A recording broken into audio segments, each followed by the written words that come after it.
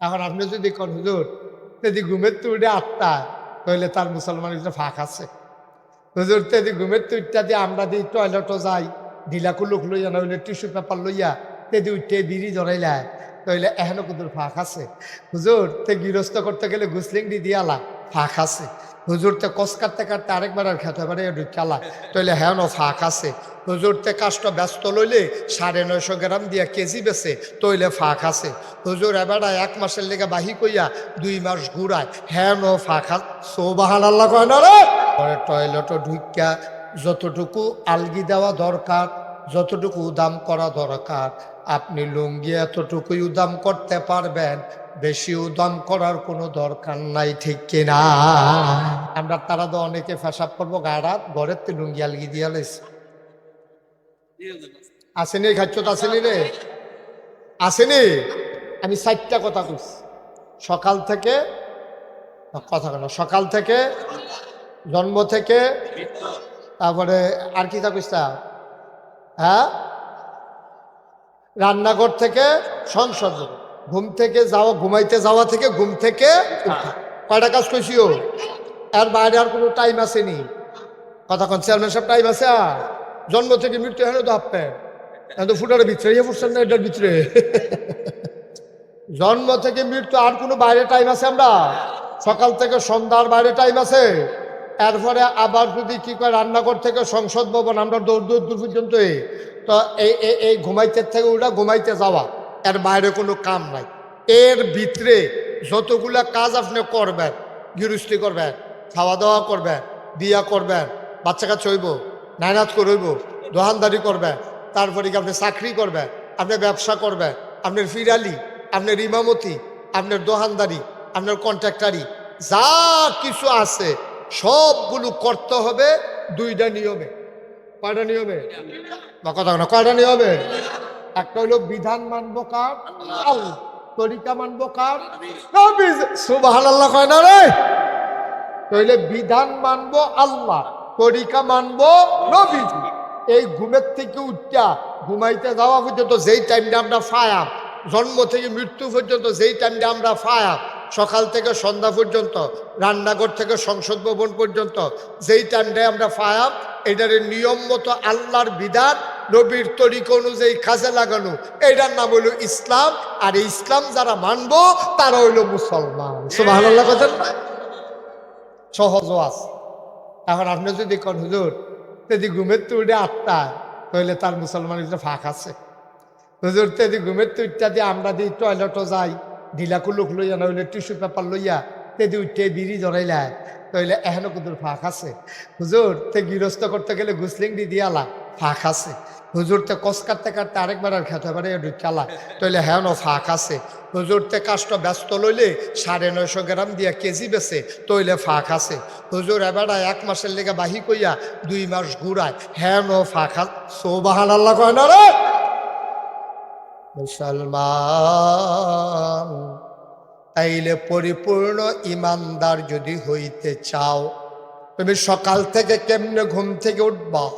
আমার নবী যেমন করে ঘুম থেকে উঠেছেন, আমার নবীর সুন্নাহ হইল ঘুম থেকে উঠতে আপনি চোখ কষালন দিবেন, তাইলে কেতুর টেতুর ঝাপসা ঝাপসা ভাব এটা কাইটা যাবে। ওঠার পরে আপনি আস্তে করে বদনা নিয়ে টয়লেট টিস্যু পেপার অথবা ঢিলা নিয়ে আপনি বাম পা দিয়া টয়লেটে ঢুকবেন। টয়লেটে ঢুকার আগে দোয়া পড়া লাইবেন। তারপরে টয়লেটও ঢুকা যতটুকু আলগি দেওয়া দরকার, যতটুকু উদাম করা দরকার আপনি লুঙ্গি এতটুকুই উদাম করতে পারবেন, বেশি উদাম করার কোনো দরকার নাই, ঠিক কিনা? আমরা তারা তো অনেকে ফেসাব করবো গাড়াত ঘরের তে লুঙ্গি আলগি দিয়া লাইছে। আসেনি খাচ্ছ তো আসেনি রে, আসেনি হইতেছে না। সবাই একটু গলা ঝাড়া দিয়া পড়ো আল্লাহুম্মা আমিন। যুবক যারা আছো কামাল থেকে শুরু করো, অন্যান্য যুবক যারা ছেলেদেরকে বসানোর ব্যবস্থা করো, লোকজনকে বসানোর ব্যবস্থা করো। ওই পাশে কি বিছানা আছে? হ্যাঁ বিছানা দিয়ে দাও, সবাই বসেন। এদিকে একটু জায়গা আছে কিন্তু আমার দেখা যায় না যে, এর লেগে তারা বইতে চায় না। ওই যে ক্যামেরার না, ঠিক আছে ক্যামেরা তো লাগবেই, ক্যামেরা লাগবো, কামরা এগুল দিয়ে দিব, ক্যামেরা লাগান লাগবো না, নাহলে আমেরিকার তারা ওয়াজ শুনবো কেমনে? বিদেশে যারা আছে তারারও তো ওয়াজ শুনান লাগবো। এটা তো একটা লাইন, এছাড়া লাইন নেই। সবাই পড়েন আলহামদুলিল্লাহ, জোরে, আরো জোরে, আর জোর নাই না? বলেন সুবহানাল্লাহ, বলেন আল্লাহু আকবার। শুকরিয়া আদায় করলাম কার? করব কার? করে যাব কার? লস না লাভ? এটা শীষ দেয়, শীষটা বন্ধ করো, আরেকটু মোটা করে দেন, শীষ দেয় এটা। হ্যাঁ, আল্লাহর শুকরিয়া আদায় করলে লস না লাভ? কম না বেশি? প্রমাণ আছে নাকি নাই?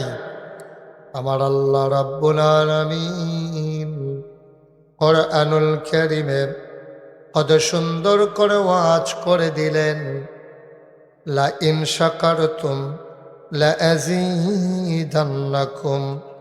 ও দুনিয়ার মানুষ, নিয়ামত পেয়ে যদি শুকরিয়া আদায় করবে, যেই নিয়ামত পেয়ে শুকরিয়া আদায় করবে, শুকরিয়া আদায়ের কারণে সেই নিয়ামত আমার আল্লাহ আরো বহুত গুণে বাড়িয়ে দেবেন। বলেন সুবহানাল্লাহ। আমার আল্লাহ যা বলেন তা করেন নাকি করেন না? কম কম না বেশি বেশি? প্রমাণ আছে নাকি নাই? কুরআনুল কারীমে 30 পারায় সূরা বুরুজের শেষ অংশে আল্লাহ কত সুন্দর করে ওয়াজ করে দিলেন। আল্লাহ বলেন, ফাআলুন লিমা ইউরিদ। আমার আল্লাহ এমন আল্লাহ, তার যা মন চায় ওই কাজটাকে আমার আল্লাহ বেশি বেশি করে দেন। বলেন সুবহানাল্লাহ। হালকা একটু কমাই দেন, হালকা। বন্ধুরা আমার, ভাইরা আমার, এই দুনিয়ার ভিতরে আল্লাহ তাবারক ওয়া তাআলা বড় আদর করে আমাদেরকে মানুষ বানিয়েছেন। বিনিময়ে আমাদের কাছে কিচ্ছু চান নাই। আল্লাহ তাবারক ওয়া তাআলার সন্তুষ্টি পাবার আশায় আমরা যদি চলতে চাই, আল্লাহ কয়, ইয়া আইয়ুহান নাস, হে দুনিয়ার মানুষেরা, ও মাধবপুর ঈদগার ময়দানে যারা এসেছো শোনো, ইয়া আইয়ুহান নাস, হে মানুষেরা, উবুদু, তোমরা ইবাদত করো। সুবহানাল্লাহ কয় না? কয় কার ইবাদত করব? কয় রাব্বাকুম, যিনি তোমাদের রব। আমরা বলি রব কে? কয় আল্লাযী খালাকাকুম, যিনি তোমাদেরকে সৃষ্টি করেছেন, ওয়াল্লাযীনা মিন ক্বাবলিকুম, আর তোমাদেরকে শুধু নয়, তোমার আব্বা, তোমার আম্মা, তোমার দাদা, তোমার দাদি, তোমার নানা, তোমার নানি, তোমার 14 গোষ্ঠী, তোমার জাতির পিতা ইব্রাহিম, তোমার আদি পিতা আদম, আদি মাতা হাওয়া, তোমার নবী মুহাম্মদুর রাসূলুল্লাহ সাল্লাল্লাহু আলাইহি ওয়াসাল্লাম, সবাইকে যিনি সৃষ্টি করলেন, উবুদু রাব্বাকুম, ইবাদত করবে শুধুমাত্র, কেবলমাত্র, একমাত্র ওই আল্লাহর। ঠিক কিনা? এখন আমি যদি আপনাদেরকে জিজ্ঞেস করি, আচ্ছা ইবাদত কারে কয়? আপনারা কইবেন যে হুজুর নামাজ পড়ন, রোজা রাখুন, হজ করন, জাকাত দেওন, এরপরে গিয়া উমরা করন, কুরবানি দেওন, এগুলো ইবাদত। হ্যাঁ, অবশ্যই এগুলো ইবাদত। কিন্তু মুমিন জীবনে খুব খেয়াল করেন, চিকন কথা, মুমিন জীবনে সকাল থেকে সন্ধ্যা, রান্নাঘর থেকে সংসদ ভবন, জন্ম থেকে মৃত্যু। আপনি মাইকটা একটু টান দেন না, আপনি একটু সামনের দিকে টান দেন, এত না, আরো কম। ঠিক আছে। বলেন আমিন, জুড়ে জুড়ে বলেন। তো ইবাদত কারে কয়? আমি এখন যদি আপনারা জিজ্ঞেস করি, আপনারা কি বলবেন? যে হুজুর নামাজ পড়া, রোজা রাখা, হজ করা, জাকাত দেওয়া, এটা তো ঠিকই। তখন আল্লাহ নবী আল্লাহর পক্ষ থেকে ডেকে বললেন, কৌলু লা ইলাহা ইল্লাল্লাহ। তোমরা সবাই পড়ো লা ইলাহা ইল্লাল্লাহ। আমি বলতেছি, আপনারা বলেন লা ইলাহা। এটা বলার পরে আমাদের 4টা কাজ আমাদের জন্য উল্লেখযোগ্য আল্লাহ তাবারক ওয়া তাআলা জানিয়ে দিলেন। কি দিলেন? নামাজ, রোজা, হজ, যাকাত। সুবহানাল্লাহ বলবেন না? আকিমুস সালাহ ইউকিমুনাস সালাহ কাদ আফলাহাল মুমিনুন আল্লাযীনা হুম ফী সালাতিহিম খাশিউন। আকিমুস সালাহ ইন্নাস সালাতা তানহা আনিল ফাহশাই ওয়াল মুনকার। এভাবে নামাজের কথা বললেন। রোজার কথা কি বললেন? ইয়া আইয়ুহাল্লাযীনা আমানু কুতিবা আলাইকুমুস সিয়াম কামা কুতিবা আলাল্লাযীনা মিন ক্বাবলিকুম লাআল্লাকুম তাত্তাকুন। হজের কথা কি কইল? ওয়ালিল্লাহি আলান নাসি হিজ্জুল বাইতি মান ইসতাতা ইলাইহি সাবিলা ওয়া আতুজ যাকাত। তোমরা যাকাত দিয়ে দাও। এইভাবে সবগুলো হুকুমের কথা, নামাজের কথা, রোজার কথা, হজের কথা, যাকাতের কথা, আবাদত বন্দিগির কথা আমরা মনে করি এগুলা আবাদত, কিন্তু না। এখানেই হলো আমাদের দেশের সমস্যা। আমাদের দেশে মনে করে নামাজ, রোজা, হজ, যাকাত, টুপি মাথার দেওয়ান, দাড়ি রাহন, পাঞ্জাবি গাও দেওয়ান, তারপরে বেডিতে পর্দা করন, এই দিয়ে বুধয় মাদ্রাসাত ফলাফেনে পড়ন, এই দিয়ে বুধয় আবাদত না। এটি আবাদত না। এই মোবাইল বন্ধ করো, মোবাইল লাইভ তো লাইভ দিলে তুমি চাই রুচি দিতে, এটার ভিতরে তুমি আমার দিকে চাইয়া থাকো, অন্যদিকে চাইয়েন না। কারণ ওয়াজ এটা সাংঘাতিক বিষয়, এটা কিন্তু ডেঞ্জারাস জিনিস।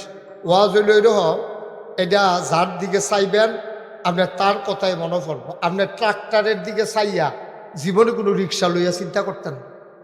কেন? ট্রাক্টরের দিকে চাইলে আপনার ট্রাক্টর লইয়া চিন্তা করবেন, রিক্সার দিকে চাইলে রিক্সা লইয়া চিন্তা করবেন, চেয়ারম্যানের দিকে চাইলে মেম্বারের চিন্তা করতেন না, ঠিক নেই? সুতরাং আপনি যখন আমার দিকে চাইয়া থাকবেন, আমি যেই কথাটি কমু এই কথাটি আপনার ভিতরে তাসির করব, আপনার মনোযোগ আকর্ষণ করব।